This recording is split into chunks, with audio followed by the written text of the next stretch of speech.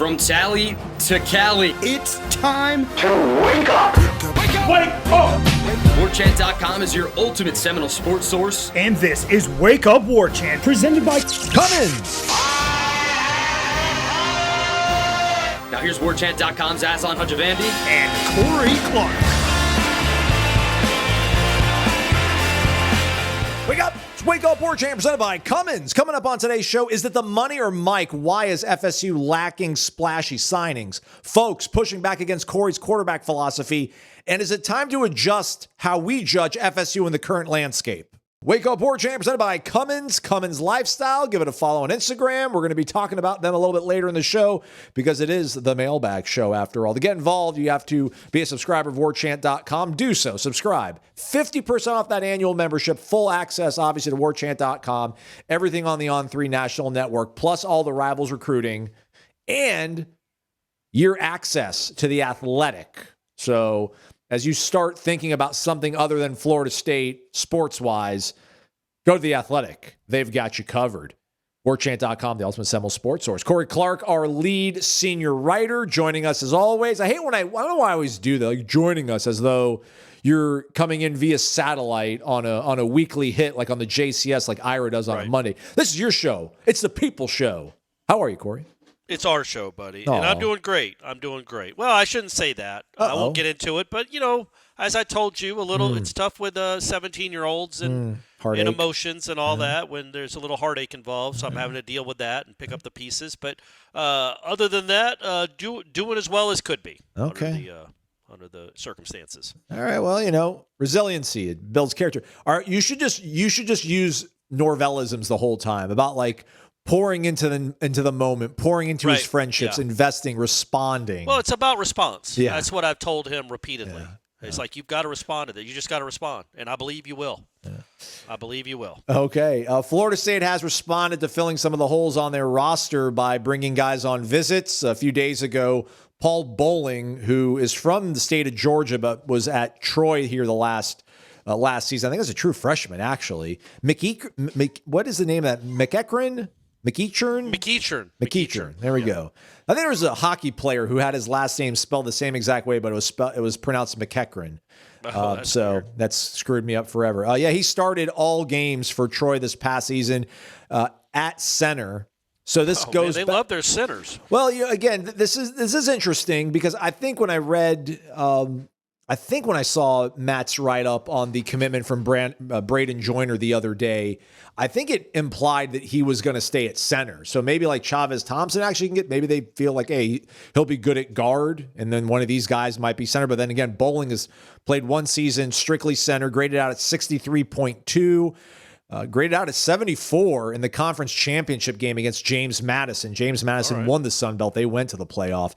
Looks like 4 games where he graded out under 60, which you don't want to be under 60. That's pretty much you kind of show up and you get a 60. But again, true freshman, lots to build off, played in 752 snaps. Looks like he only played one snap against Texas State once, and it said he started. But I think he might have missed the game after that because it was week 7 that jumps to week 9. Maybe got hurt on the first play. Yeah, I should have probably looked that up, Corey. Maybe I'll look it up after I let you talk a little bit about one of the visitors that was supposed to be on campus on Wednesday, and it's not gone, the opportunity here, but did not arrive on Wednesday. Sounds like Florida State's still trying to work in earnest to get Rasheem Biles, one of those standout linebackers, edge players from Pitt this past season. Him and Kyle Lewis were those two real threatening kind of defenders. I think number 3 might have been his number, but man, that was a guy when he entered the portal, whatever it was, or announced his intentions about a week ago, Corey, you circled the square and underlined it and everything. So that would be a real big get and a nice sort of builder of momentum for getting the defense on track, because the offense is going to be all right, I feel like. Yeah, I mean, the offense isn't going to be exceptional, but it's going to be good. It's just, we know that. We know it's going to be good. The defense you worry about a lot because they're losing some guys. We still don't know about the Desirs yet officially, one way or the other. But Darrell Jackson left. We're assuming Earl Little's gone. And you've lost some – and some of the guys you haven't come back, especially in the front 7, you're not that excited about. So that's where I think the biggest hole on the team is. And I think when you look around the college football landscape and the really good college football teams, they don't suck in the front seven. They're all usually pretty good. So, when you're going to have a decent offense but not a great one, you're going to need at least a decent defense too. And right now, I don't think they have the pieces for that at all. But that's why we have another week of this. And Biles would be incredible. Literally, the Biles guy, I think he led the ACC in tackles for loss. He had 3 interceptions. He returned them all for touchdowns. He is just one of these born playmakers, born football players that's really good at defense and really good at tackling guys. And that would be a huge get to get somebody like him. So I hope they can make that work. Getting him on campus would be a nice start. But I just think, again, I'm going to keep reiterating this. When you save money at the quarterback position, and you saved a lot of it because you didn't spend much, you need to make up for it. You need to spend it somewhere. And going and getting elite defensive football players is a really nice place to start. Yeah, he's almost – I think he's even probably better than – you mentioned, yesterday's show about Randy Pittman, football player. Just natural dog. Rasheem Biles, I think, is that, and there might be a multiplier on top of that. He graded out at 84.9 this past season, played in 670 snaps. 2024, he played in over 500 snaps and graded out over 82. So yeah, man, he's a player. Yeah, he would be easily the second he stepped foot on campus, he's the best defensive player they got. Well, head of Rawls? Yeah, well, yeah. Okay. I mean, this guy, just because I think you have more of an impact in the middle of the field at linebacker, especially the way he plays it, and probably the way they would use him in a 3-4, being able to come off the edge a lot, he's just going to impact the game more than even a good corner would, a great corner would, just because if there's a really good corner on that side of the field, you're just like, all right, we're not going to test him that much. Yeah. But you can't avoid this kid. He's everywhere. I don't know what he did against Florida State. I remember he got banged up and hurt early on in that game, but he came back in, and I'm assuming led them in tackles and had a bunch. He had 6 tackles in that game. That was actually his lowest graded game of the season, which makes sense because he got hurt. Well, he got hurt and came back in there. Yeah. I mean, he graded out at over 79 against Notre Dame, which was not a great game for Pitt. He graded out at 91.7 in their bowl game against East Carolina, had 16 tackles according to PFF. 16 tackles and a pick 6. I think he might have run back a kick for a touchdown, too, like a block kick or something. Really? Yeah. There's just guys that make plays that are born. He's also the one, if you remember, he had a pick 6 against Louisville, and then the Louisville ball boy came over and tried to take the ball away, and he ripped it away from the kid and then threw it to his teammate, and his teammate threw it to another teammate while the Louisville ball boy was falling all over himself. He's a dog, and by God, they need some of that. I know there is a price that's too much, but I almost don't know what that would be for somebody like that. It's the best linebacker you've had for a long time, and it's just a playmaking linebacker that I think could help galvanize an entire side of the ball with the way he plays. Well, you mentioned that you don't feel great about where they're at defensively right now. Is that part because of the uncertainty with the Desirs, or are you factoring them being gone, or are you factoring them being part of the solution for 2026? Even if the Desirs coming back, I'm still not fired up about what's happened on that side of the ball. But again, we got a week. Now, if the Desirs don't come back, then yeah, man, they've got big problems because those are 2 starters. Those are 2 starting defensive linemen. One might be a superstar. One's at least a solid college football player. And if you lose those 2 guys, where are you going to go get another one this late? You need to – though that's a good place to start, but even there, it's like, okay, you got the 2 Desirs. Well, they're interior guys, kind of. What else are you doing on the edge? What else are you doing at defensive end? Is it just Kevin Wynn and the Desirs and then hope they play the whole season? Because Kevin Wynn hasn't proven anything either. He's a big-name guy, and they were excited about him, but he didn't play. So you've got, even if the Desirs do come back, there's got to be big additions in that front 7 to me. I don't disagree, and I would think that the staff doesn't disagree, but their actions sometimes don't reconcile. Real quick, though, our guy Paul Bowling from Troy, injured on the first play against Texas State, missed the next game, opted out of the bowl game. So those were his only missed really snaps of the season. And he was a true freshman or a redshirt freshman? I want to say true. I should double check that too. I will after I ask you this question then, Corey. They're still bringing in running backs and tight ends, man. Makes sense of this for me. Chase Lofton's brother, who I guess is a tight end from Kansas State, and I think that visit was set before they got the commitment the other day from our guy Desirio Riles from East Carolina, Florida native. I mean, I know they lost Marquiston, Randy's gone, but Amari's gone. Yeah, that's true. But I don't know, man. Amari he was destined, I feel like, to play defense. But I don't know, man. I guess there's certain things that you're not going to bend on, certain principles. And for Mike Norvell, it's carrying a boatload of running backs and tight ends on your roster, even when everything else needs dire attention. I also don't think that Lofton is a tight end. I think they look at him as a receiver, like a big receiver. Okay. I could be wrong there. We'll see how it looks in the spring. But I mean, who are the tight ends right now? It's the kid from East Carolina and Landon Thomas.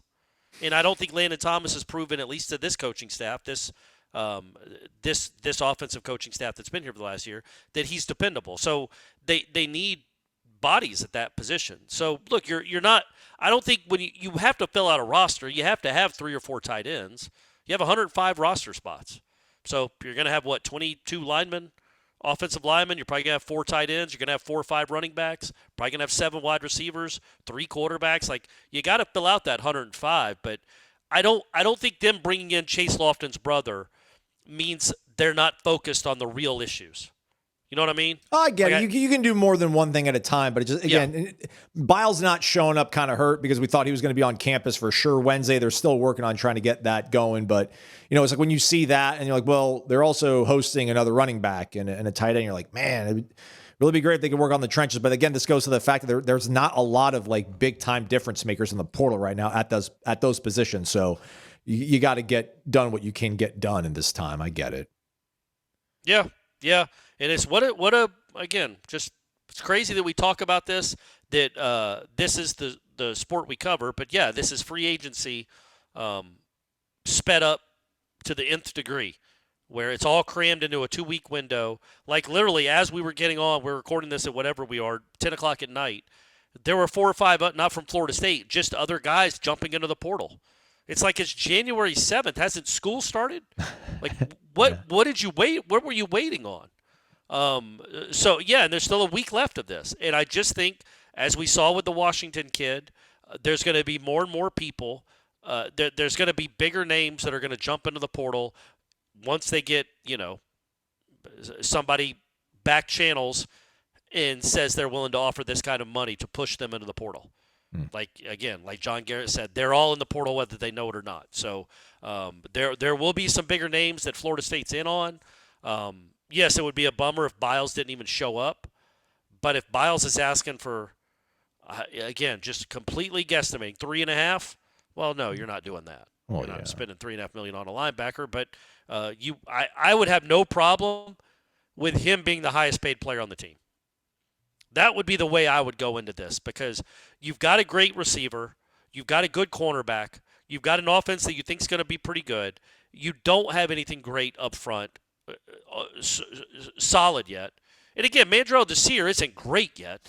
He had great flashes, but I don't know that he graded out he wasn't a great college football player as a true freshman. What you're excited about the Desir twins about is, well, by God, if they're this good as true freshmen, what are they going to be like as true sophomores and true juniors? And wouldn't it be cool to find out? But they weren't great right now. This guy is a legitimately great college football player. And you need these guys on your football team. Right now you have one great college football player. Yeah. Out of 105 spots, not all that have been filled, you have one great college football player. That's not enough. Yeah, I don't know, Rawls, that might be tough to put him in that category right now. I get it. All right, let's jump into the mailbag here, Corey. We're going to pair these two up, I think, because I think they kind of somewhat dovetail into everything here. Our guy, Tony G from DB. So are we seeing the death of Mike Norvell at Florida State in slow motion? All the players leaving. I know it happens at a lot of places, but FSU is at a high rate of departures at the starter level. Seems like the players are saying we don't want this coach, ? And then we go to Mom Sandwiches. Wake up. I wanted to provide an update that the generator arrived safely before the holidays. And let's just say it wasn't the only one, Cummins. Yeah. Okay. All You're right, welcome. great. That's the grand Great. prize winner from 2025, everybody. Are we starting to see the hidden, unquantifiable costs of retaining Mike Norvell, such as the suck tax to retain the roster and maybe having received less donations to the war chest? Yeah. I think it's more of that, Corey. Like, I don't think these are players giving up on Mike. I think if the money was a little bit better than school X, Y, or Z, they would overlook things. But man, if all things are equal right now and the money's better somewhere else, I think that's what it is. I don't think it's so much like giving up and quitting on Norvell. I don't either, but I will say that it's not so much they have a problem with Norvell. These guys in the portal I'm talking about, not the guys that were at Florida State, but the dudes that are looking at Florida State from the portal from elsewhere. It's not so much they wouldn't believe in Mike Norvell, or you have to pay extra because they don't want to play for Mike Norvell. They don't want to go play for a team that's won 7 games in 2 years. It's 2 straight losing seasons, man. They're 7-17. So that's not appealing. Whoever the coach is, that's not appealing. And I also don't think that it wouldn't be that easy if they had hired Alex Golish. The Florida State right now is not a winning football program. Now, it can flip literally in an instant. It can flip from one season to the next. In this time next year, they might be coming off a good season and have better prospects.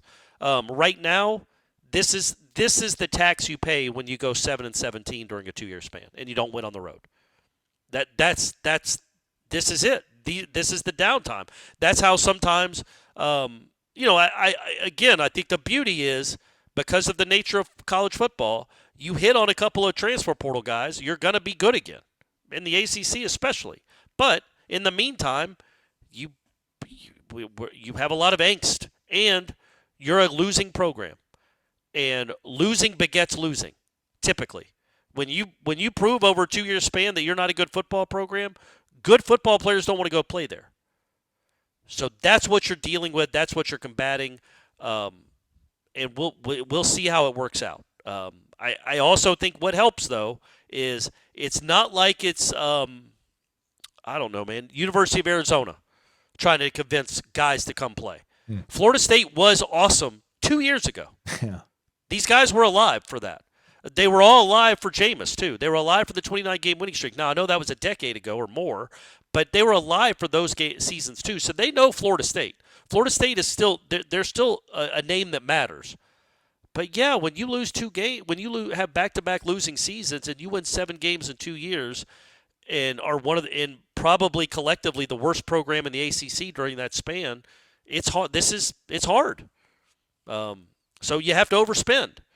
And that's a really good point from the first question is like maybe people, and Jeff's brought this up too, is like maybe people don't want, and you have too, maybe people don't want to spend for this guy. They think they're burning their money by giving $1 million to the NIL so he can screw around and screw it up. And I don't want to do that. I'm not going to prove to me you can win without my money, and then I'll give you some more money. Something like that. I can understand that, man, because it seems like if you're giving money to the NIL, if you gave money to the NIL, like a lot of money, not just a $50 donation or a $100 donation, it all helps. Every little bit helps. Sally Struthers taught us that.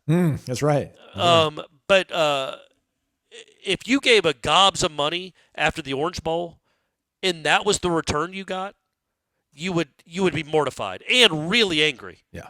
And then you're convinced, okay, well, we went and bought these high-priced coordinators. We're lessening his load. We brought in a quarterback that fits this system. We got these guys and that guys. And then you have a losing season again and lose to Stanford and can't win a road game. Yeah, somebody might pull back.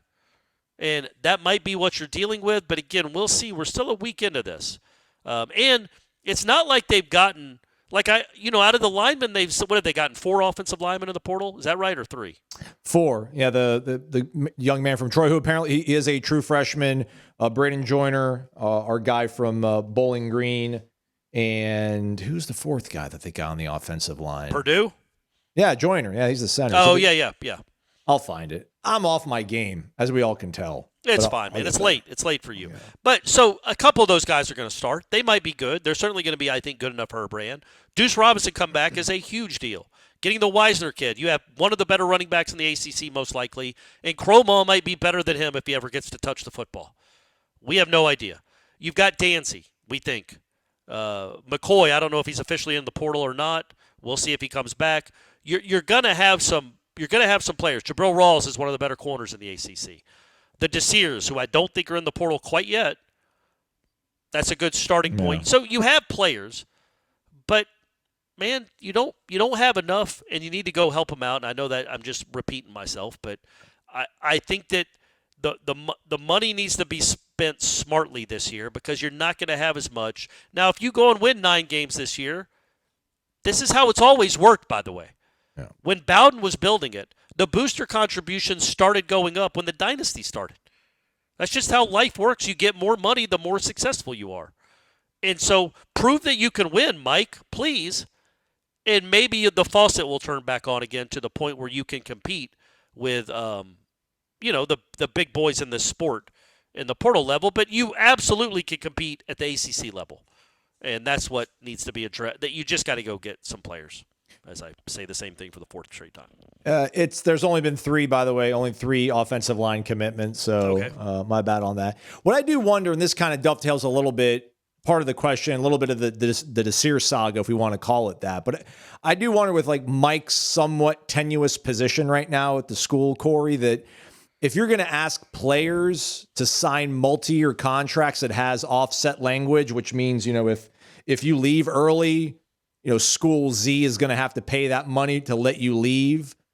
Like, is it fair to ask those kids to sign multi-year contracts when, like, coach, man, you went 2-10 2 years ago and you went 5-7. Like, if I put this offset in my contract, that's going to, and you get fired and I don't want to be here, that's going to make me less appealing. Unless you're like an absolute rock star, right? Then Georgia or Texas Tech or LSU, they'll pay it. But man, if you want to land on your feet at, Baylor, or if you want to land on your feet at North Carolina State or something like that, that probably makes you a little bit cost prohibitive. And I know there's some nuggets over there from Tom Lang, and the Desirs apparently were on campus Wednesday afternoon, meeting with John Garrett and some of the brain trust. Apparently, too, I think the reporting from Tom might have been they actually met with Norvell, which is interesting because apparently he doesn't want to be involved in direct negotiations, but maybe there's this a little bit more of an emotional ploy or whatever. But I think there's something to that probably too. I think all these schools want to get you under a multi-year deal and have offset language. So,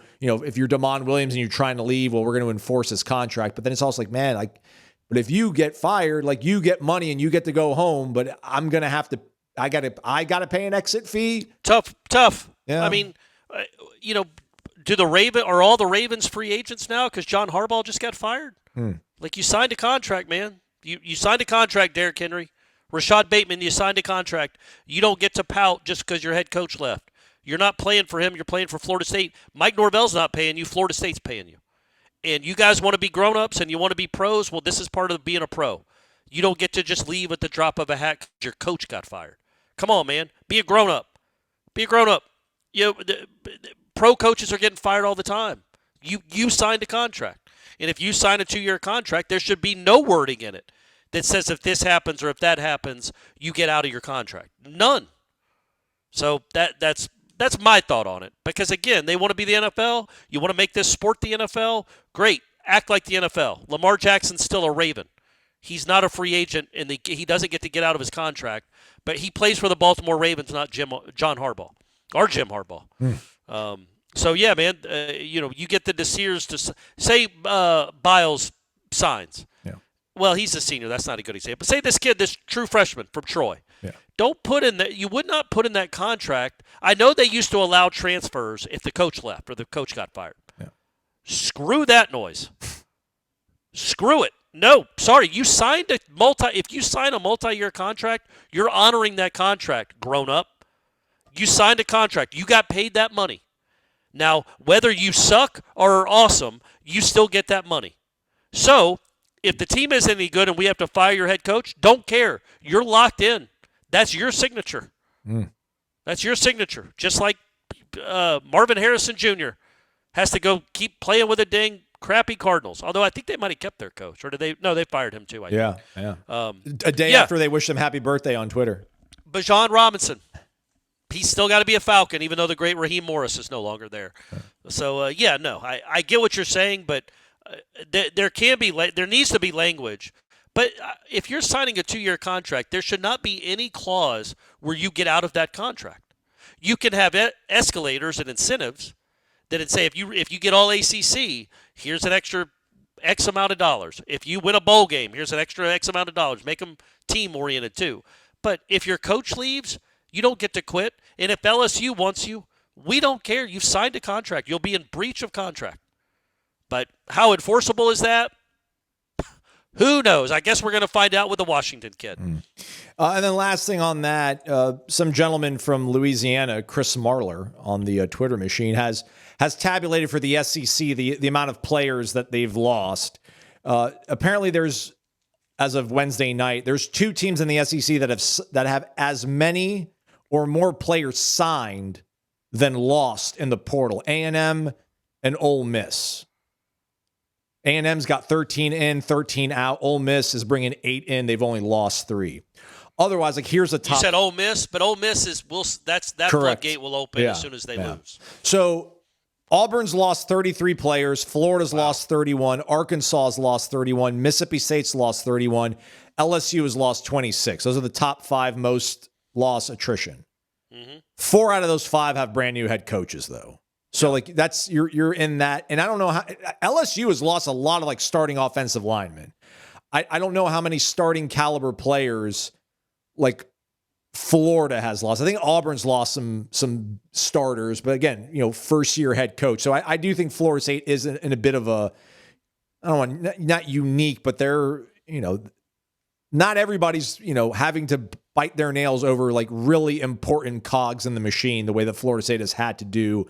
And will continue to do, but, Yeah, it's a bummer, man. It's a bummer. Now, again, they haven't lost a bunch of starter caliber players yet, but the Desirs are starter caliber players. Earl Little, obviously, is one. We'll see how this all shakes out in the next week. But, yeah, it sucks even if they're just announcing they're going into the portal. But, I mean, Florida did that too. Now, you're right. It's a new coach, and that's the difference. Yeah. But I don't think Jaden Ball ever entered the portal. But he was clearly in the portal if he got the right offer for someone else. And I think they just had an edge rusher that was in the portal that went back to Florida. Yeah. So it's going on all over the country. It's negotiation tactics, and it's just kind of gross to talk about. Not that I don't care if they get money. It's just the from day to day, hour to hour, there's no resolution. Yeah. You have no idea what your roster is. There's no stability. So Florida State has 34 that have transferred out. Auburn's had 34. I can't see the list in front of me, so I don't think it includes players like the Desirs. Probably not. I don't know that they're officially in the portal. They might be. I don't know. But and also, can you say they've transferred out until they've actually transferred to another school? So we don't know. Right. They do have McCoy and never mind. They actually do have the Desir twins on here. So that's part of the 34. So it's not technically they haven't departed, but they've brought in 8. Auburn's brought in 13. But again, But Auburn brought in some guys from the USF, right? Yes. Yes. So we should bring in some catered food every now and then when we do the show. We should get back together, Corey. Do it in person so I can look in your eyes. Look at my eyes. I can smell your musk. But I can do that if I go to the Corner Pocket Bar and Grill most any day of the week, because that's where Corey Clark goes and hangs out. That's where all the real people, the real ones, the top 1% of the 1% of Florida State fans go and hang out, and pretty much anybody in the Big Bend area, because Corner Pocket's got delicious food, ice cold, affordable drinks, and it's fun, man. There's things to do, right? We talk about trivia. We talk about bingo, darts, billiards, the jukebox. Take it over. Put $20 in there. Choose Pantera. 5 minutes alone. Repeat. Hey, a little tidbit, a little tip for everybody coming to Corner Pocket. You don't have to go stand at the jukebox anymore like it's 1995. And play the songs. Just download the AMI app, and you can do it right there. You can play your songs right from your table on your phone. There you just go. Got to pay with Apple Pay. I try to help people out, Aslan. Obviously, the corn dog bites are incredible. Register sausage bites are incredible. I'm going to keep talking about the fish sandwich too, though, and the burgers. The burgers are unbelievable. So go get you some food at Corner Pocket. CPTallybar.com, the website, 2475 Appalachia Parkway. Ace is the place with the helpful hardware, folks. Why would you wander around a warehouse store looking for paint when you could just swing by your neighborhood Ace? In addition to Ace's award-winning service, we have top-rated paint brands. Plus, our color matching technology allows us to match any color. So stop wandering and start painting. Head to your neighborhood Ace today. In Crawfordville, your home convenience store is Ace Home Center and NAPA Auto Parts, located at 2709 Crawfordville Highway. We are back at his Wake Up Warchant, presented by Cummins, CumminsLifestyle. Give him a follow on Instagram. Shots fired, Corey Clark, from somebody purporting to be Destin Hill. Oh no, Destin Hill's on the message boards? Yeah, they joined April 1st, 2002. Oh, wow. Probably not that Destin Hill then. Yeah. Well, they changed their name clearly. You can do that, by the way, everybody, if you email support@warchant.com. support@on3.com. Sorry to our moderators for doing that. But yeah, they've been around since April 1st, 2002, 1,733 posts. Okay, a real one. We got a real one here. There we go. Wake up! Has Corey Clark gotten off his soapbox, thinking all we needed, and it was simple, to just grab a highly touted quarterback, another haul of quality offensive linemen to go along with some pieces on defense, and we would be SMU or Indiana? Not sure why the thinking was this would be a destination school coming off 2-10, then 5-7 with a lame duck head coach. Instead, we are fighting to retain current roster and getting a swift kick to the nuts in the portal. Well, yeah, Jeff brought that up when it comes to the quarterback. And look, if I guess when I was making my points about there will be reasons to get excited, everybody would kind of flush this past season, and think that maybe Norvell has a chance if they got a really good quarterback. I never thought they were going to go get a high-priced quarterback. If I said that, I apologize. I never thought they were going to go spend top dollar to go get Sam Levitt or Darian Mensah. I joked that it would be nice if they went and got him, especially saving all the money they did by not firing the guy. They could have gone at quarterback. But the reality is, man, I talked about this on Headlines, I talked about this yesterday. You're not going to get an elite quarterback out of the portal with Gus Malzahn as your coordinator. You're just not. But you can go get a good quarterback and one that fits your system. And again, I don't know if this is the guy. I hope Kevin Sperry, honestly, is the guy. Kevin, you got a chance, man. You got a chance. You can win this job. And he ends up being special. A special quarterback changes everything. Ashton Daniels isn't that. Ashton Daniels can be good enough. He can be good enough to win you some games, get you to 8 win, I don't know, whatever. If he's better than Tommy and can make, let's say, the throw to Sawchuk on the screen pass against Virginia, let's say, name 5 of them. Doesn't throw a pick on that drive against NC State in the red zone, right? Yeah, that might have been a fourth. No, I don't even think that was a fourth down play. It was just an inexplicable pass. Yeah, if he doesn't make those mistakes and can just play like ABC football, yeah, man, great. You get to 7 or 8 wins, which is nothing to get excited about, but it's better than this. You get better quarterback play this past year, you win 7 or 8 games at the very least. You beat Virginia, probably. You definitely, I think, beat NC State. Maybe you beat Clemson. Who knows? I know Clemson was more drops. Stanford. You definitely win that game. So maybe even Miami. You're not going to beat Miami, but Tom Castellanos was horrible through 3 quarters, and then was indefensible for the final one when they were down by 25 points.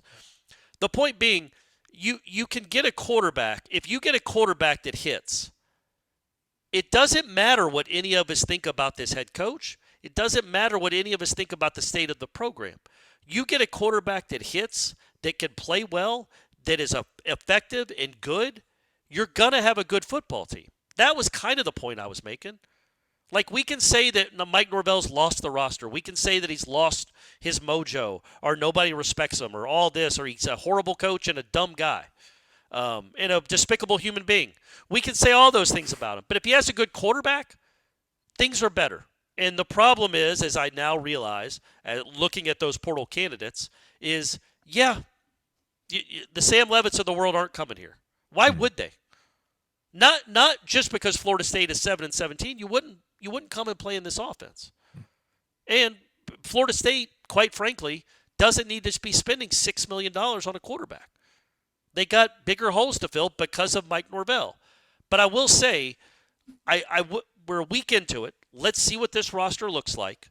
You do have a really good receiver, and I'm telling you, man, I don't think you're saying that you have to replace the offensive line as if you're replacing like the 90s Cowboys offensive line. Well, Pettis and Pettibone are I think, above average. Pettibone for sure. Pettibone's a real player. Pettibone was a really good player. I mean, they were fine, right? They were fine. Gunnar Hansen's a fine college offensive lineman. Micah Pettis is too. They're not irreplaceable. Who was our other guard? Pettibone, Richie Leonard. Was it Rizzi? Who was the other guard? And I remember Pettis and Medley. I forgot. Medley. Yeah, shout out Medley. 6th year Medley. Yeah. So it's not like you're replacing Larry Allen and Nate Newton. You can go get these. You can go replicate that Mark Stepnowski. Line. Was he on that Cowboys team? I think so. Let me look it up. So go replicate the offensive line. Pray that this quarterback or Kevin Sperry is better than Tommy Castellanos. And then there's absolutely no reason to think that you can't be a good college football team in 2026. Like, we don't know what the roster is yet. And the Desirs haven't left yet.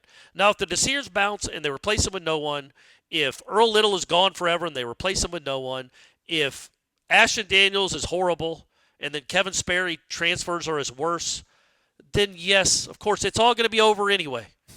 It'll be blown up anyway, and we can all start over. But let's not make our decisions on what this team is going to be until we know what this team is and see it in person. By the way, I had this tab open. Chase Lofton's brother, Braden, 17 career catches, had 55 yards this past year, 180 yards total, 2 touchdowns. Both came in 2024, in case anybody was still hanging on by a thread, wondering what that was all about. Where? Where did he play? Where's he from? KSU, Kansas State. Oh. Yeah. Okay. 6'5", 230 is what he's listed as. Which, if he's going to play receiver, then yeah, I guess Tayshaun Gelsey's got that same frame. Maybe they move him to tight end. Who knows? I mean, maybe Chase Lofton is a tight end. I just have always gotten the impression they would rather him be more of a wide receiver. Oh, you're saying him. So which of the Lofton brothers do you think is more likely to play tight end? The one that's been doing it at college for a few the one years? that's portaling in. Okay. Yeah, the one that's portaling in. And then Chase gets flexed out to receiver. Chase is more of a wide receiver, I would think. All right, that's another thing. That's an X factor that we would talk about probably in March after we get done, talking about everything else. Like, who's somebody that could, that they've talked up a big deal and didn't, perform a lot, and where it's hurt and then maybe can come out of nowhere. So we'll put that in our back pocket. And also, I would say this. I wasn't on a soapbox about they're going to get a great quarterback. Everybody be quiet and calm down and shut up. You were, though, that if they get that right, that takes care of a lot of things. Well, my soapbox was more about the not taking football seriously. Okay. Like that Florida State doesn't care about the fans and they don't take this sport seriously because they didn't fire this guy. And it's like, yeah, that's all easy for us to say. It's not our $62 million. And just because you've had 2 bad years doesn't mean that the next year can't be good, because, by God, look at the country right now. The problem is, I get it. Y'all are all out on Norvell, or most of you are out on Norvell, and with good reason. I think you could put together a roster where it's almost Norvell-proof. Like, it's not going to be a championship roster. It wouldn't appear it's trending towards that. They're not going the Texas Tech route, clearly. But it's not going to be a national championship contending roster. But it could be a good Norvell-proof roster that wins 8 or 9 games, and that gets closer to being what you want to be. Awesome. Year 7, $10 million man. Anyways. It's ridiculous. Speaking of serious football program, our managing editor, Ira Schofel, wrote a nice column on how Florida State's woes have found themselves in this position when it comes to recruiting quarterbacks. And then I want to pivot to this next question, Corey. But it ends with, go read the whole thing, be a member of warchant.com. It ends with, Corey, but if you want to consider yourself a serious football program, at some point you have to give yourself every chance to win games, and that is what a good quarterback does. So, that's what, yeah, absolutely. Correct. Next question. Let's see what it looks like with Gus, right? Let's see what it looks like with Gus. It's still quarterback adjacent. Can I bring that back out of the garage? It's been about 45 days, I feel like. I'll put it back. Bradley Moss, wake up. Are we moving to an era of college football to where it doesn't make much sense to recruit quarterbacks out of high school anymore? Just use the portal and get your quarterback. If kids are not playing by their second year, they're pretty much transferring anyways. I believe all 4 teams left in the CFP all have transfer quarterbacks. That is true. Looks like we landed the Daniels kid. He's only got 1 year of eligibility remaining, so we will be looking for another quarterback in the portal next year, ? Quarterback, like the offensive line, is a major problem. We cannot get an elite guy and or develop anyone, so we are always having to portal over our own players. We need this ridiculous cycle to end. Yeah, all that is fair. 2 years ago they had a really good one. But yeah, last year was gross. Well, sorry, 2023 they had a good one. 2024 they did not. 2025 they did not. A little bit better, but not by much. But to the point of the question, absolutely, it does not make sense to sign to the high school quarterback route. Like I think Miami. I don't know that Miami's ever going to sign a high school quarterback again. Like why would they? Is LSU like? Yeah. I heard I was listening to someone talk about Ty Simpson. So I was listening to a podcast and they were talking about Ty Simpson. Ain't got to worry about him next year, Corey. Yeah, so he declares for the NFL draft, and the guy was talking about. I think he might have been on Russillo. I guess he was. I don't know who it was. A college football guy, but he was saying that that's kind of the way of the world now. Is Alabama is not upset that Ty Simpson is leaving because they had that 5-star kid that came in this past year, Keelan Russell. That did not play a lot, and if Ty Simpson came back, he would have bounced. They don't want to be backups for 2 years. So if Ty Simpson would have said he was staying, that kid would have left.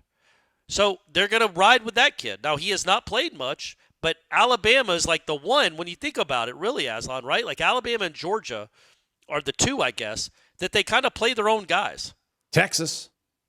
Well, yeah, you get Arch, I guess. But Quinn Ewers was an Ohio State transfer. Yeah. But, other than that, though, Alabama's this is what they want to do. They got a big 5-star kid. They think he's good. They're going to ride with him. Georgia always rides with their own guys. They don't bring in portal guys typically. Everybody else goes the portal route. Florida State should be doing that too. Number one, because Norvell never gets it right. Why would you trust his high school quarterback acumen? Look at who he's brought in. And I don't care what the reasons were or when he took over. He hasn't hit on one yet. He's 0 for 6. Some of them shouldn't have even been allowed on college football campuses. Like they shouldn't have been allowed at a college football practice, and they were on his team. And they were guys he recruited and signed and wasted a scholarship on. So, yeah, it's a lot easier to evaluate a kid that's played real college football, even at a smaller level, a lower level, than to assume that a kid that's just bigger and faster than everybody else in high school, that he's going to be a good quarterback that can see a defense. They can see a defense and get rid of it quick. And so, yeah, I'm absolutely about this. I just think this is the way of the world. There's no reason to develop a quarterback. Sperry might be that's what's interesting about this one, though, Aslan, as I completely pivot. On second thought. Yeah, but I reverse course because this is the one. There was no way that it's all luck, though. It's almost luck in terms of like he was committed to Oklahoma. They backed off because they got a new staff. You kind of lucked into him. Now, if he ends up being like a really good college football player, I mean, that's luck. I mean, there's not going to be an asterisk on the ACC championship trophy if he's a starting quarterback. But like again, this is the confluence of things that we need to go right to compete for a playoff spot. Well, I don't know if he's going to be any good or not. I like the things I've seen, but it's a very, very small sample size. But what I was going to say is this is the first real quarterback battle that we've had since McKenzie Milton. Yeah. Like DJ came in knowing he was the starter. Tommy came in knowing he was the starter, and there was no competition. It was all for the backup. This, I think, legitimately is a real-life starting quarterback competition. Right. That's fair. I am not convinced that Ashton Daniels is any better than Kevin Sperry, and I don't think Gus Malzahn is either. Nobody has an upper hand right now. Ashton makes more money probably, and he's got much more experience. But Gus you get New Mexico State to start out with. That's a good – if you want to start a redshirt freshman quarterback, that's a good place to start if he wins the job. He doesn't have to go to Tuscaloosa in game one. He gets New Mexico State at home. So he can get his feet wet there. He has a chance to go win the job. But, yeah, that's the allure of Ashton Daniels, is that he is not coming in certifiable as a certifiable starter. And maybe Kevin Sperry is the guy. Maybe he is. Maybe that's why they went after Ashton Daniels. Maybe. It's because they're like, you know what? We like the Sperry kid. If Daniels plays his ass off, he gets to be the starter. If not, we'll ride with Sperry. And we haven't wasted a lot of money on this starting quarterback. Or maybe they paid Ashton Daniels $3.5 million. Who knows? They didn't do that. Let's hope not. All right. Well, we talked about quarterbacks. Let's now talk about the standard. Gator Kirk, wake up. Let's bundle a bunch here. Wake up. Based on the last decade, including recent history, has the standard changed from 9 to 10 wins per year to 7 to 8 wins? Go Noles. Wouldn't that be awesome to get to 7 wins? Yeah. And then random_John has showed up, Corey. He welcomes both of us and wishes both of us a good morning. Okay. We're supposedly a top 20 spender in NIL with bottom 100 results. That's beyond a real concern. So after back-to-back losing seasons, how should Florida State define a good portal outcome? Because if the plan is embrace the suck, fans deserve to know. Go Noles as best they can. And then we got the 407 Nole, Corey. He says, wake up. I've been a Nole for as long as I can remember. I listen to you guys and headlines all the time. I'm just not very active on the boards. He's been around since 2019. This was his 18th ever post. Yeah. So he grew up cheering for the Noles. He was in the stadium for the choke at Doak. All right. Cool. He's got the old school paper score sheet to prove he was there for it. He's been to countless games, traveled thousands of miles. His brother and him both went to the 99 Sugar Bowl. They were in Miami to see Mark Richt in the Orange Bowl that didn't go our way. Saw Bobby's last game in Jacksonville. All this to say, Corey, that my love for the Noles runs deep. I'm not quitting on Florida State. I never will. Yeah, there you go. That's good to hear. But when is it time, or is it time, to say maybe we've shifted from being an elite top-tier program to being a very fine program with an elite top-tier history? Are we maybe no longer a true blue blood and we need to change our expectations of what FSU football really is? I know that's not the most uplifting thing, but I think it's certainly worth talking about, Corey. And maybe to give us a little more uplifting energy, maybe you could provide some power. Oh, yeah. No sound. Oh, just okay. push Sorry. Push the button. Sorry. Push it's the button. It's a new Electric. same, Corey. Generating discussion. It is sparked by Cummins. Give them a follow on their Instagram, CumminsLifestyle. Enter every single week into the Generating Discussion sweepstakes. We're going to be doing an August giveaway, maybe July giveaway. Ultimate tailgate experience. You, I think 3 of your buddies. I need to get the details on that still, Corey. I keep saying that. I will soon. Yeah. I promise everybody. They'll cover it all for you folks. Come on out. They'll have a hotel set up for you, Hotel Indigo. That's a place you want to be. So subscribe to warchant.com.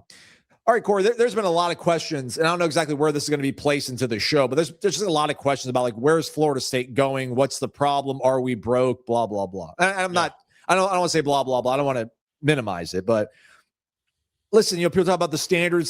Well, I mean, you have to be reasonable and realize what you're competing against.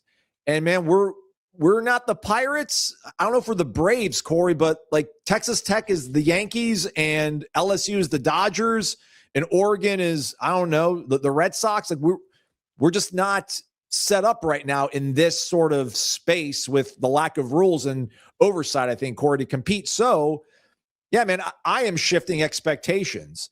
Doesn't mean that I'm not going to have an invested interest in every single game Florida State plays, because things go crazy, man. Maybe you struck gold with Ashton Daniels, right? Like maybe Mike Norvell believing in him, and maybe he can believe in him the way he believed in Jordan Travis and get some different gear out of this kid in his 5th and final year of college football. These aren't things you want to bank on. These aren't things you want to bet your life savings on, but they're things that can happen in the crazy course of college football. So yes, man, I am changing my expectations for right now with the way things look, Corey. Like Florida State is not able to spend.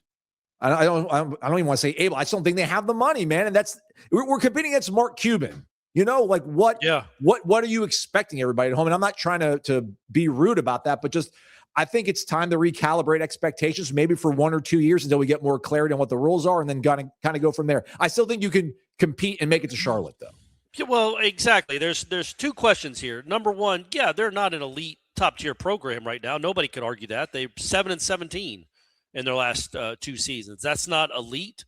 But I would just say the way college football, the fluidity of this sport, it's impossible to know what that means in 2030. It's impossible to know.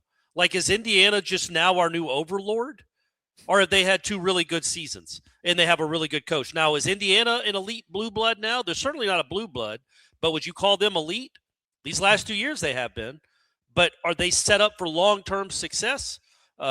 Is Miami?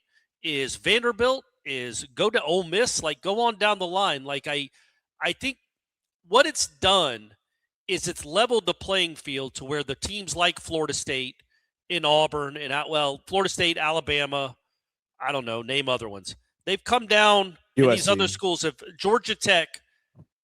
Theoretically, Georgia Tech is on the same playing field as Florida State right now. They've been better the last 2 years than Florida State. They're not a better program. You still don't lose kids that you typically you're not going to lose kids that you want and you pursue to like Georgia Tech or Virginia. So it's two different, it's just two different questions or philosophies, I think. But I also think that blue blood has never mattered less than it does right now. At this very moment, it does not matter at all. The way college football is, until it gets the guardrails up, if that ever happens, until there are actually rules in place, it doesn't matter if you're a blue blood or a new blood or somewhere in between. You go get good players, you have a chance to go win. Look at the Final Four. Look at these 4 teams. 3 teams have never won a national championship. The other one won 2001. So this is where we are now. Yeah. And I don't want it to sound like defeativism or just like resignation or apathy, because I don't think this is Florida State's course for the rest, to your point, for the rest of this decade. Though, sure. Real quick, Aslan, I think what makes this so challenging right now is the mistake they made 2 years ago. There are not more than there's nobody in the ACC spending more money on its football program than Florida State currently. Well, Miami probably on the roster. But the overall running and the facilities of a football program and maintaining a football program, there's nobody in the conference that's doing it. There might not be more than 6 or 7 teams in America that are doing it. The problem is so much of it is going to a head coach that's failed the last 2 years. So the point being, once you get that albatross away, whether he turns it around and becomes a good coach again, or you get him out of the program, you are going to be able to spend, certainly with the top dogs in the ACC, but you're gonna have the money to be competitive on a national scale. You still do. We'll see what this season ends up being, but I think that's something that needs to be understood. Is this isn't a normal lot? This isn't Florida State's lot in life. Is like maybe they feel like they have to keep a coordinator they don't really want. They have to go get a quarterback that nobody else really wanted, because they can't afford anything better. Well, the reason maybe they can't afford anything better is because they're paying a coach $11 million to basically not suck as bad as he has the last 2 years. And they'd have to pay him $55-60 million to go away.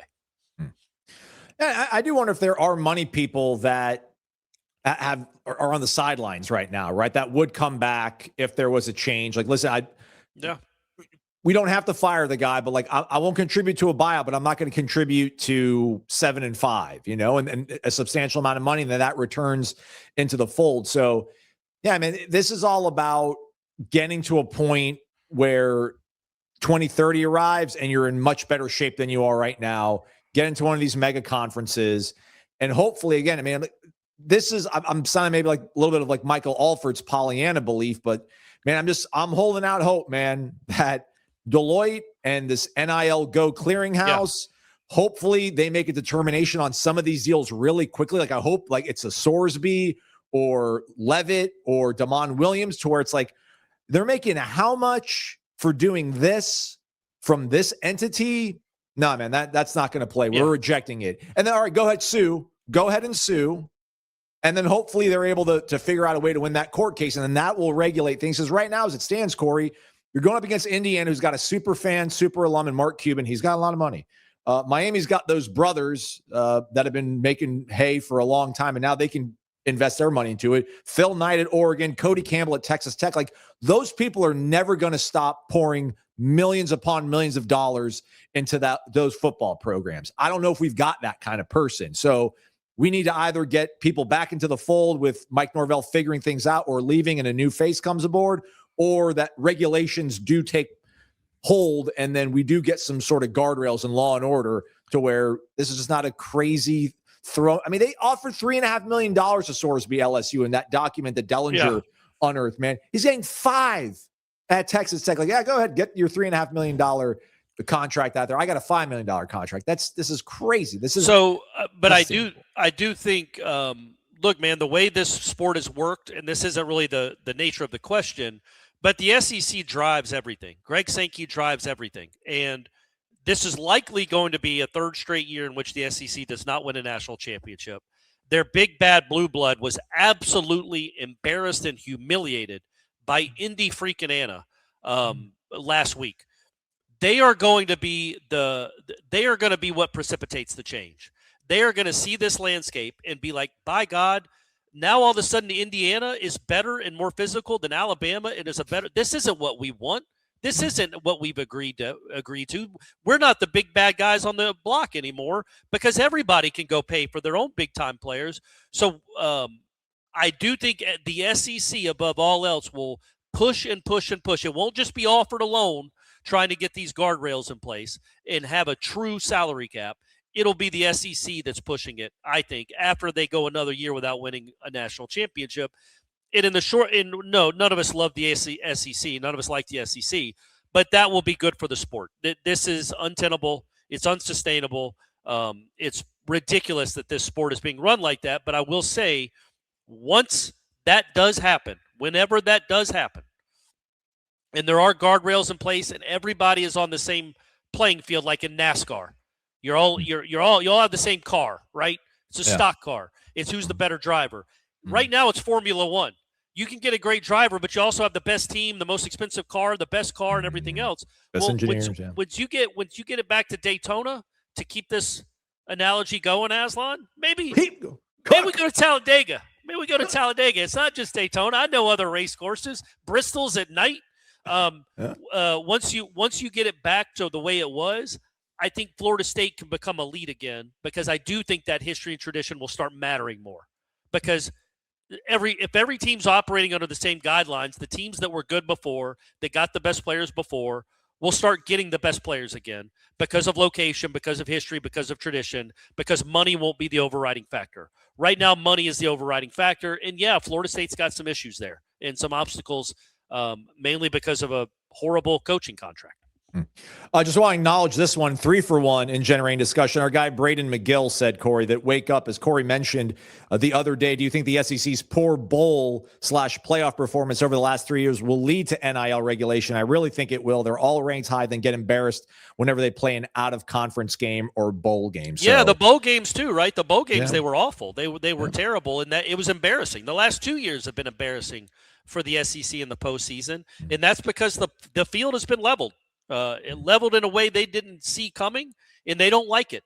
Greg Sankey does not like this. He doesn't want to be a part of this life, and he is going to try to get he wants Alabama and Georgia and Florida, LSU to all have those advantages they've had for years, and that would be them spending on the same scale. All right, that's generating discussion sparked by Cummins. If you're watching this on YouTube, we break this video out and do some more production on top of it. Makes it a more enjoyable watching experience. Go back and watch that as well. And then follow CumminsLifestyle on Instagram. Subscribe to warchant.com. Get involved into the weekly drawing. Get that ultimate tailgate experience for the home game. First game. Big win. Perhaps. You pick the game you want. Courtesy of our friends at Cummins. We're back. It's Wake Up Warchant presented by Cummins. CumminsLifestyle. Give it a follow on Instagram. Let's try to get as many as we possibly can. We had like 22 replies, and like I think 19 of them were actually questions. A couple people sometimes get here in the thread core and they start replying to things, and it's like, that's not the way it works. Yeah. Supposed to ask questions. The state of affairs. A little bit of a bummer. Noli Maximus. Let's see how long they've been around. Since August 2022. 20th ever post. Picking their spots. When you look at situations like Damon Williams at Washington, it makes you wonder, can Florida State actually truly compete in this current landscape, or are we watching the sport move past programs that try to operate with some sense of structure? Furthermore, would FSU fans even like what it would look like if we were just like those schools doing these shady shenanigans that pull kids in after deals are struck with their existing schools? I love winning as much as the next guy. And the landscape is a landscape, but this is all just yuck. Bring back old college football. There's another sentiment similar to that. We go down to Anon 17331463113. Avatar. Interesting. Wake up. How are you gentlemen doing this morning? It looks like the FSU roster is eating itself alive at the moment. NIL is the gold rush of our time. Players coming, going, creating voids in positions like they're ghost towns. I know we all think NIL will level itself out. I think there might be an NIL stock market crash. Will colleges and boosters get tired of paying these outrageous prices for players every year? At this point, college football players are making NFL salaries, and I don't think it's sustainable. I do wonder, Corey, I said earlier that you're competing now against the Yankees and the Dodgers, and they're bankrolled by the Steinbrenners that are just absolutely hell-bent on winning all the time. Like Cody Campbell at Texas Tech, Phil Knight at Oregon. I don't know if Mark Cuban is that guy. Like, how long will Mark Cuban continue to pour money into Indiana football? He re-upped whatever amount that he gave them last year, actually added to it, and there's a tweet out there about it. But I just wonder at what point, even if you've got billions of dollars, like, do you still want to cut checks? Like, do you want to cut a $9 million check every year to help your college football team? I mean, I guess if you have billions, yes, but I don't know. I mean, it is all a little bit yuck. What do you think about just things like the DeMond Williams tampering and then just the appetite for boosters to keep funding this entire enterprise? To the first question he asked, I would say that, I think the vast majority of Florida State fans don't care how you get players. They just want good players and they want to win, and that's normal. That's not a judgment. That's just the way of the world, man. You want to win. It's fun to win. I mean, I was a little bit in 2023 when they just kept adding every single elite guy. I'm like, man, this is what we're just. I mean, Braden Fisk said he got more money elsewhere, and he came to Florida State on a discount because he believed in the staff. So I was like, all right, well, that feels a little bit better. And they also weren't paying millions of dollars to all those guys. Right. There was a different time way back when, way back in 2023. Yeah. When things were more innocent. But yeah, it was a different time back then. I can't even imagine what Jared Verse would have, or Jordan Travis for that matter, his senior year, what he would have cost to come back to Florida State in those negotiations. Keon Coleman, I know, would have cost a lot more than Florida State paid him. But yeah, so yes, it is gross. And I don't think it's gross. The two things that are gross is that the no regulations and no parameters, and you can leave whenever you want. Just unlimited free agency all the time for everyone. But also, again, I always want to reiterate this point. Arthur Blank pays the Falcons. Arthur Blank is the owner of the Falcons. Sorry, I always use the Falcons, everyone. But that's my team. That's my team. They made the playoffs 8 years ago. We all remember. Yeah, rise up. So Arthur Blank pays the Falcons.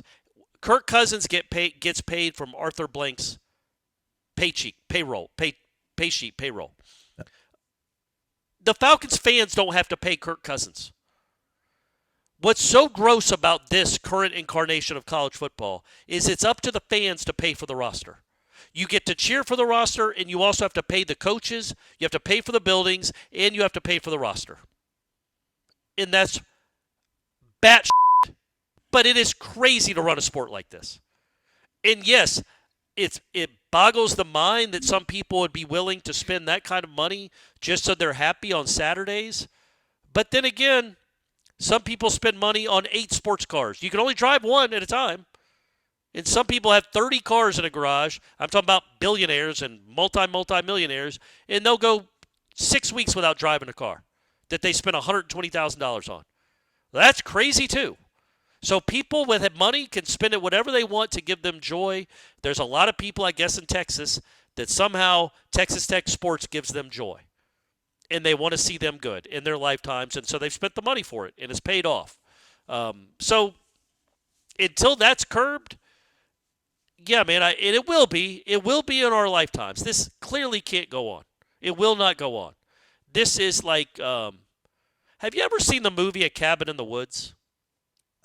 I think that's the name of it. Dude, I'm going to look it up because I think Abby made me watch it. Yeah. Yes, I watched this ridiculous movie. Is it the one where all the monsters come out at once at the end? Or am I thinking of something else? No, that's exactly what it is. And Spoiler alert, everyone. Sorry.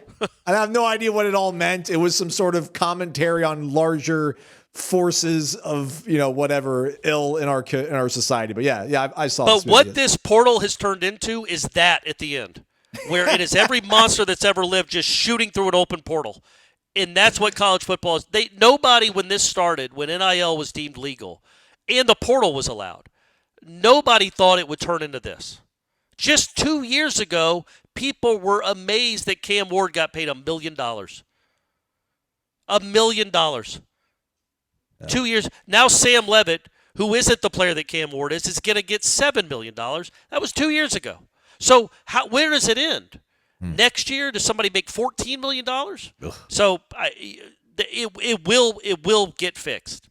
It will get fixed because it is mushroomed to a point that it is challenging for fans. It is challenging for administrations and coaches. It's challenging for us to even enjoy this sport. And so hopefully it gets fixed sooner rather than later. But yes, right now Florida State can't spin with LSU. Maybe if they didn't, if they had a head coach that was making $4 million a year, maybe they could. And Mike, at any time, you are welcome to take a pay cut. Yeah. Anytime. Aslan was right. Aslan had asked it a different way. But yeah, take a pay cut, man. Go get Rasheem Biles. What do you need, an extra wing on your house? Come on, Mike. You want to be here or not? You're the biggest money donor that can help Florida State football right now. Nobody else believes in you like you do. So put your money down, man. Yeah, it's elite confidence of yours, buddy. Yeah. Elite confidence. Give yourself $5 million to work with, man. Come on. Speaking of the gross nature of today's game, wake up, says Tennis Ump. As many others on here, I'm disturbed about the direction our game has gone, and it's not sustainable. My question is that if you guys were made czars of college football, what rules would you put in place? What would you do to enforce them? Thanks as always for all you do. I would enforce the rules right now, man. Like, you have to put your NIL, any sort of third-party marketing has to be cleared. It has to be a reasonable job that matches up with a market value for someone of your ilk. I mean, you can't get paid what Brad Pitt gets paid to do like an Nespresso ad for the entire world, to do a Toyota commercial in Fayetteville, Arkansas, or Lubbock, Texas, I should say. I mean, like, no. And if you do, and you take that money and they find out, you're ineligible. And that school has to, I know we don't like taking wins away from other programs, but like, that's part of the thing I would do. And then ultimately, I don't know if we can get the genie back in the bottle when it comes to paying the players, Corey, but I think there will be some kind of transfer stipulation limit. Like, you can't transfer 3 times, man. Like, even a normal student usually can't, unless they keep dropping down. Like, you can't go from Florida State one year to Princeton the next year to Harvard the next year. You can't? Maybe you can. I don't know. Okay, well, I was saying that with some real conviction in my voice, wasn't I?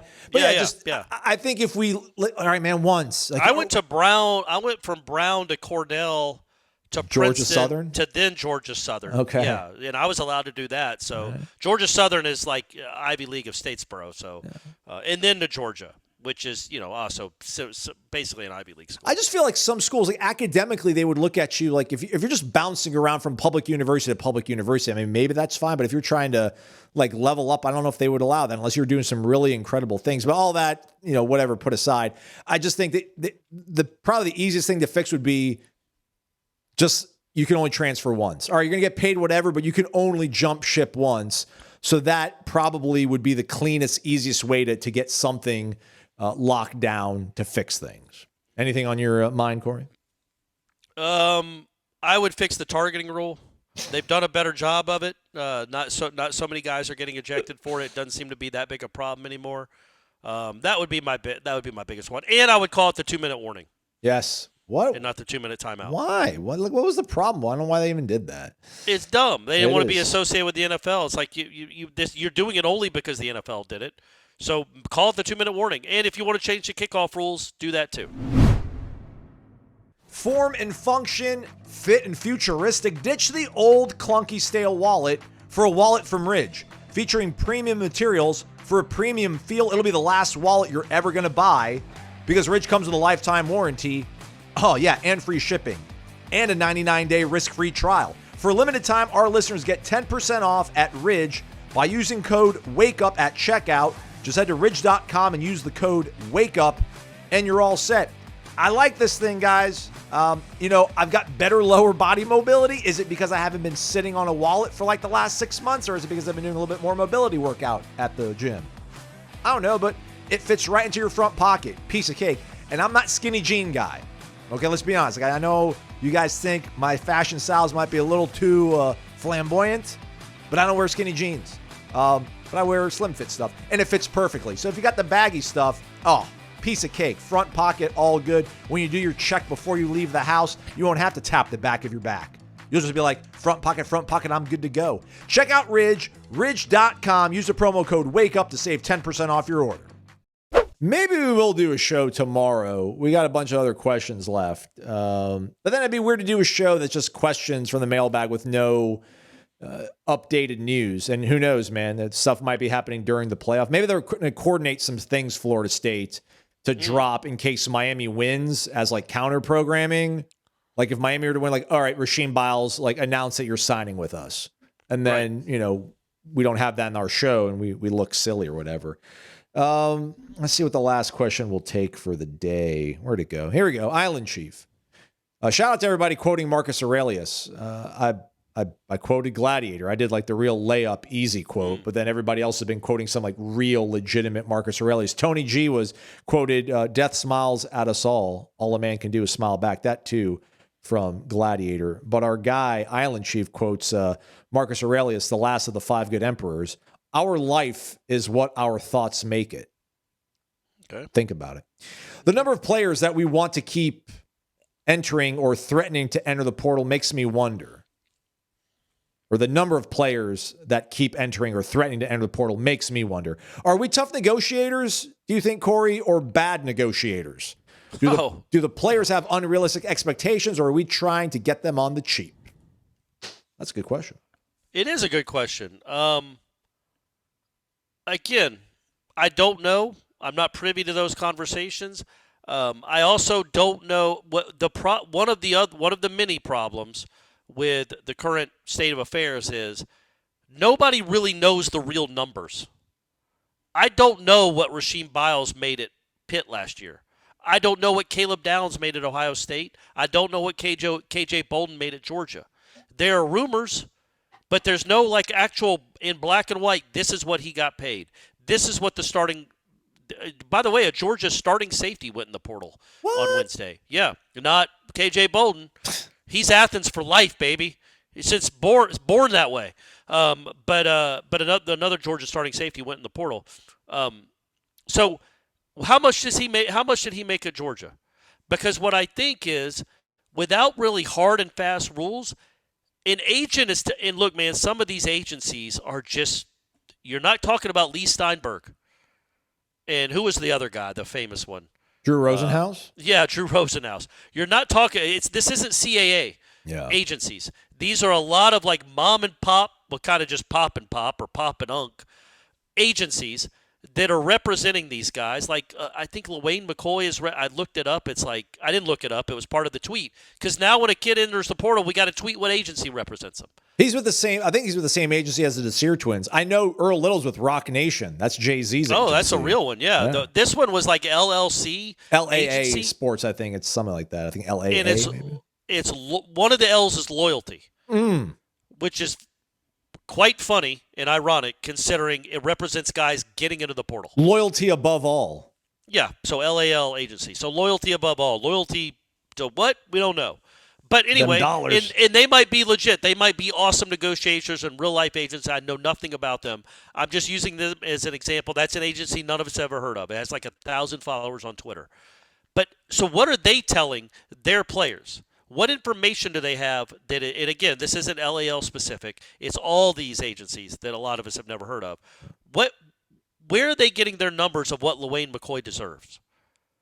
Like, how realistic are they? Because they don't have any basis. You can't, like, when you're negotiating an NFL contract, you can get like, look, hey, here's my guy Bijan Robinson, staying with the Falcons, everyone. He had this many yards from scrimmage. This is what guys that have done that in their careers to this date. This is what their second contracts look like. There is none of that here. LaWayne McCoy has no idea what his real market value is because we don't know what the market is for any of this. The only market we know is the head coaching market and the assistant coaching market. We have no idea what the market really is, truthfully, factually is, for a starting caliber wide receiver in the ACC. And that's a problem because these kids are lied to. They're told they can get more money somewhere else. They're told that Florida State, maybe they're being told Florida State is cheap or Florida's being cheap or whatever school they're at. They can go get more money somewhere else. And some of that's not true because we don't know. And that's a big problem with the whole thing. So I don't even remember what the question was. I should have saved you from yourself, Corey. As I started scrolling through their Twitter, apparently, judging by the amount of retweets involving James Cook, I think they rep James Cook. Yeah. No way. Yeah. And J.K. Dobbins. Okay, guys, look, if you're looking for an agency that's up and coming that has some really big talent, LAL might be the place for you, dog. That's all I'm saying. They got James Cook. Look at him. He's making millions. J.K. Dobbins, that's a real player. That's a real player, man. But it's different, right? Like NFL negotiations are so much different than college negotiations because we don't know what the going rate is. Honestly, though, sorry to interrupt you, man. I probably think the guy that's negotiated James Cook's contract probably can play hardball with Taylor Edwards and John Garrett a little bit better than they can with him. The weird thing about the NFL, though, is how much negotiation is there really? It feels like there's, because of the salary cap, especially that rookie contract, it's just you get paid. They've already, if you're the 12th pick in the draft, pretty much, this is what you get paid. Yeah. And so you sign that second contract, and they have all these qualifiers that they have and parameters they have where you can, it's not like James Cook would sign with the Bills for like 3 years, $58 million. But the Chiefs could get what we're offering 3 years, 90. Like that's in the NFL. There's not that much. There's not that wide a gap. But anyway, the point remains: you know what you're being offered. You know what you're being offered by other places. It's all out in the open for all of us to know. We just don't know. But yeah, you're right. I wonder the question about whether they're cheap. Maybe they're realistic, and maybe because, and this is the truth, sadly. Who on this team was absolutely good enough you couldn't lose? Deuce. Who else? And Deuce could have gone pro. Yeah. Yeah, that's so. It. Well, when Earl Little, who's a good college football player, when he comes and says, "I want this amount of money," you want Earl Little to come back. I assume you'd like him to come back, but at that price, maybe you're saying to yourself, "Man, you're not that good." And the problem is, right now with Florida State football. There's a whole lot of, man, you're not that good. Yeah. They might think they're better than they are. It'd be nice to get guys that are as good as they probably think they are good, that you absolutely don't want to lose. Right now you've got guys that you're like, Rawls, Deuce, you kept those guys. That was nice. Everybody else. Well, here's the thing. If I drive a Toyota, Mercedes Mike drives a Mercedes, am I cheap? Are you Toyota Aslan? No, Avalon Aslan. But it's a RAV. Name. It's a RAV. Am I cheap or am I just kind of living within my means?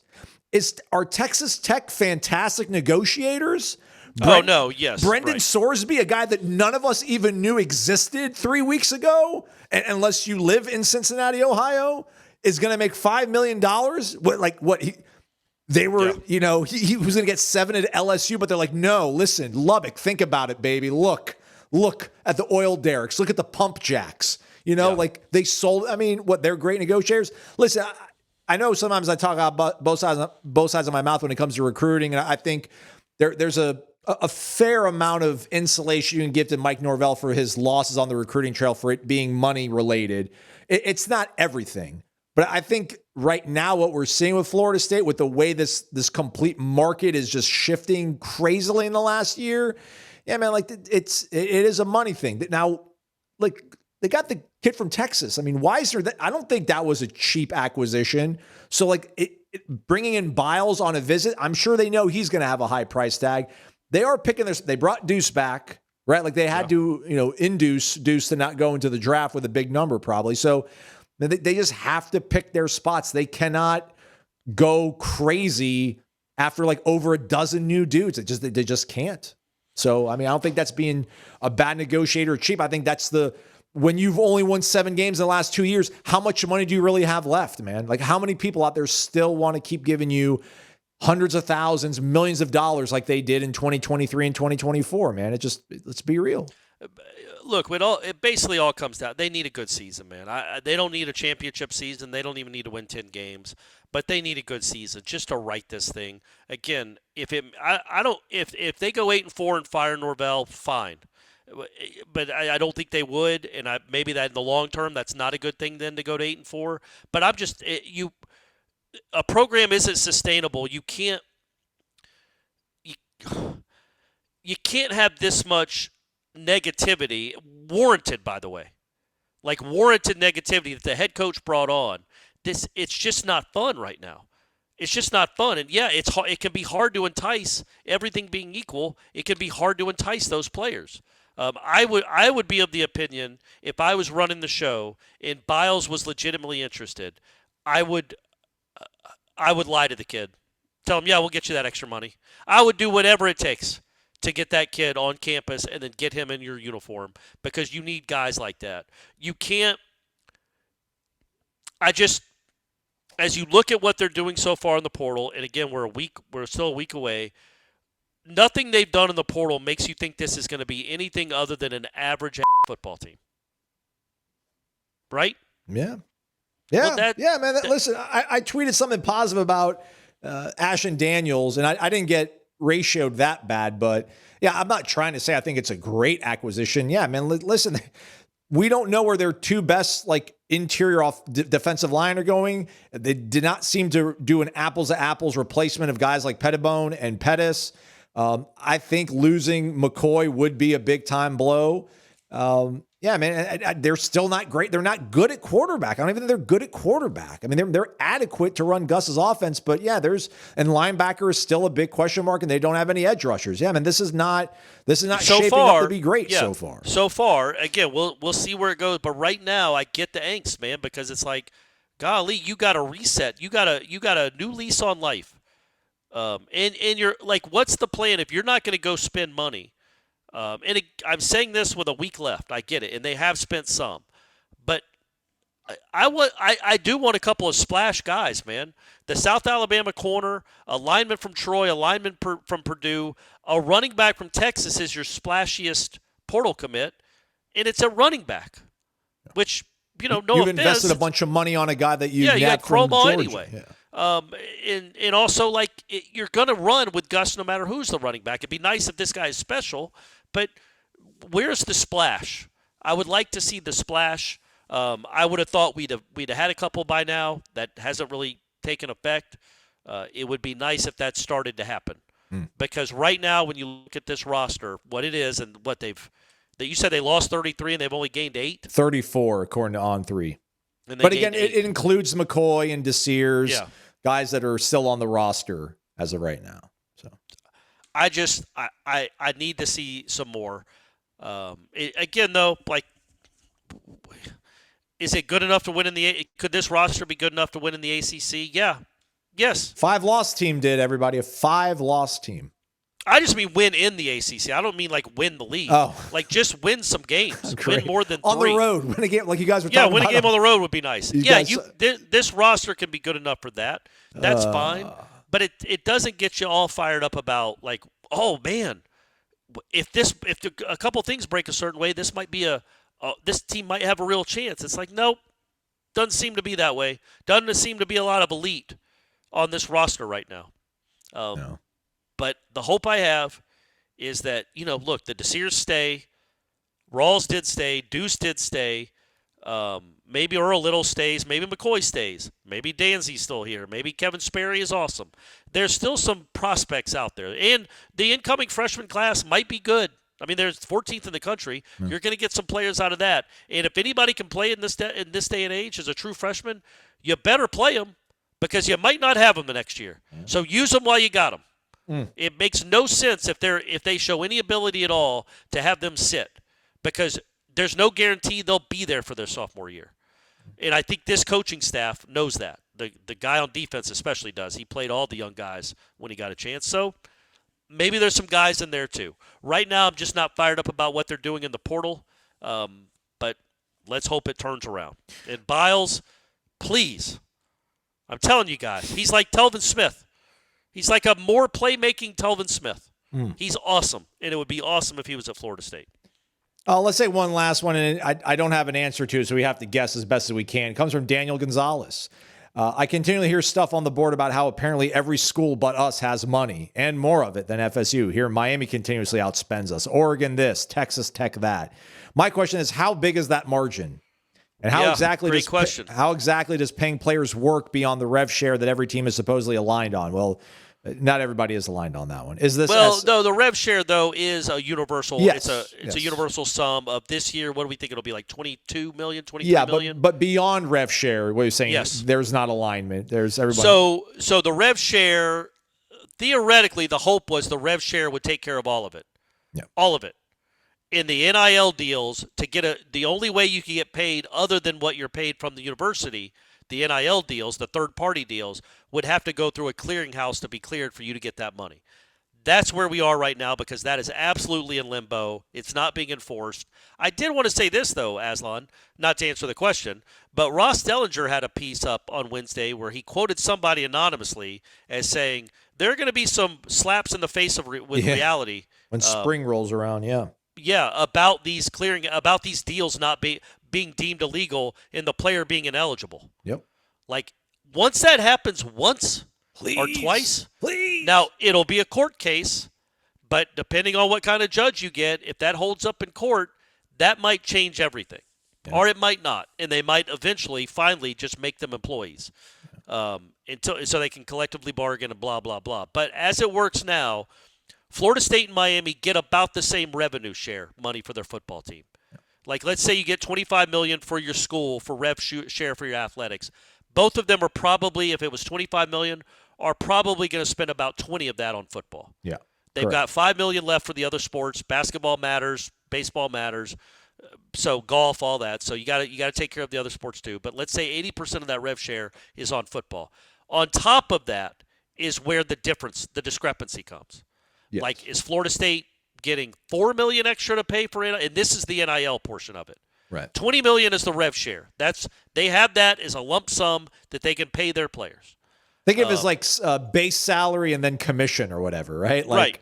Rev share is your base salary and then NIL is your commission. You know? So the NIL is where the numbers can get out of control. Where Sam Levitt is not getting $7 million. Maybe he is.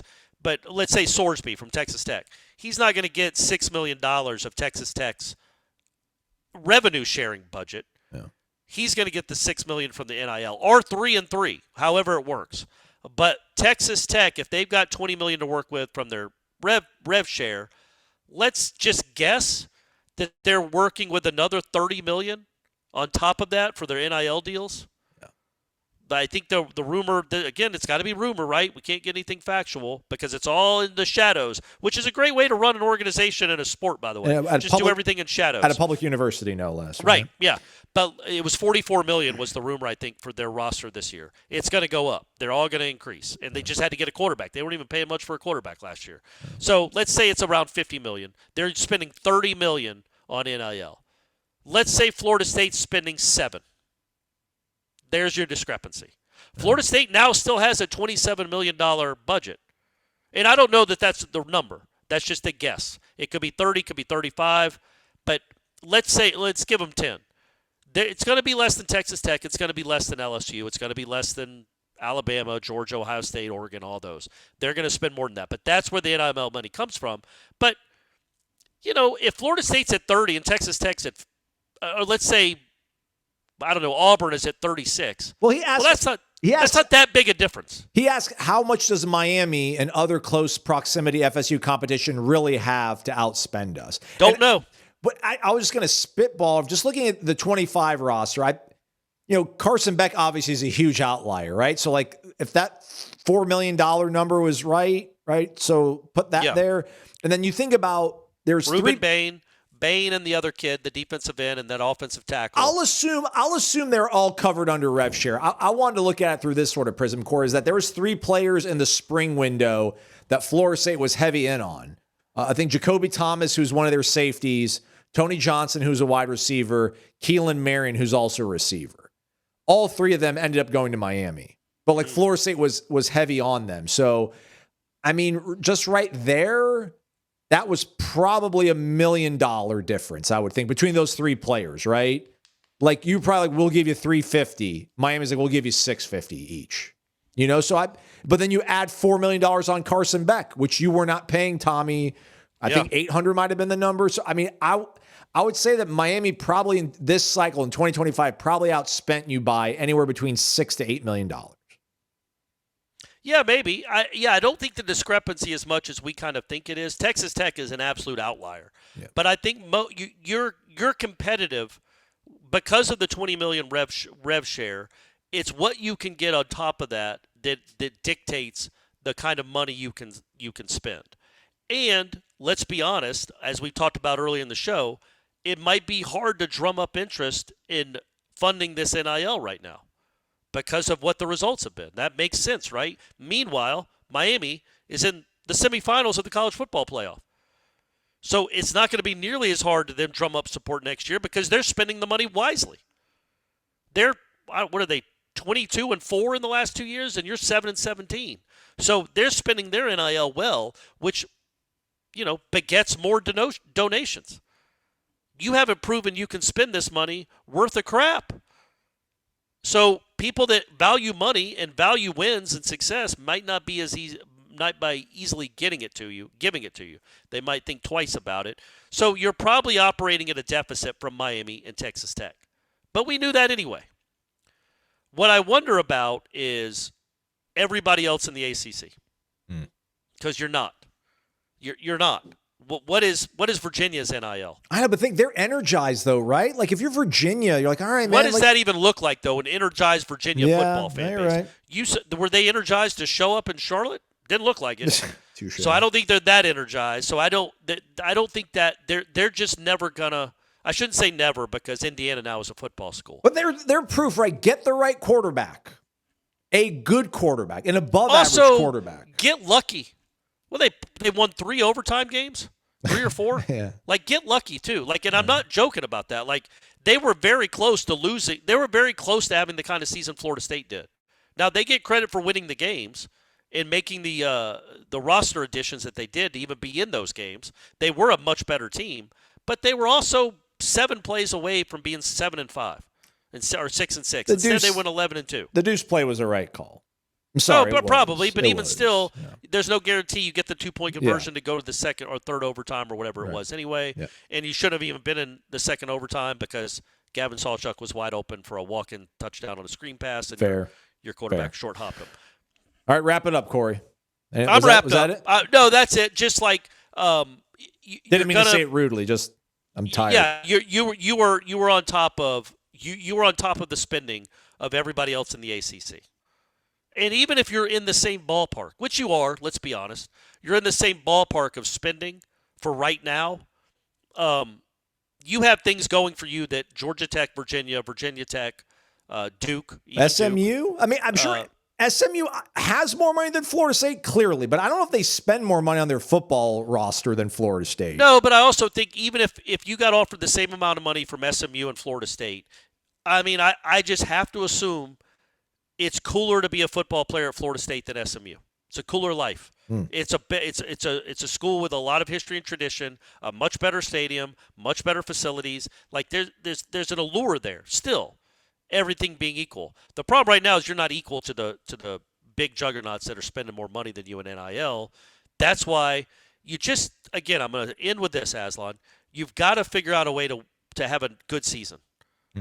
That ramps up interest, it ramps up donations, it ramps up belief, and it makes it an appealing destination again. Right now, you're a bad football program, sadly. It doesn't mean you're not a blue blood. Blue bloods have bad stretches, but you're a bad football program, and it would be nice if you became a good football program. Or just crash and burn and make it obvious that we got to get rid of you, and then a new person shows up and we're all back in. Hey, whatever it takes at this point. That too. All right, that's a wrap for us. Jeff Cameron Show, 1 to 4 o'clock. Maybe a show for you folks on Friday, the remainder of this mailbag and whatever kind of important news happens. But if it's slow before the playoff game tonight, maybe no show for you folks on Friday. Sorry, we love you, though. And I'm really not that tired. Just a little bit. Okay, there you go. I'm just a little bit. That's Corey, everybody. I'm Aslan. Thanks for listening, watching at certain points. This show that we call Wake Up Warchant, presented by our great friends over at Cummins, CumminsLifestyle. Give them a follow on Instagram.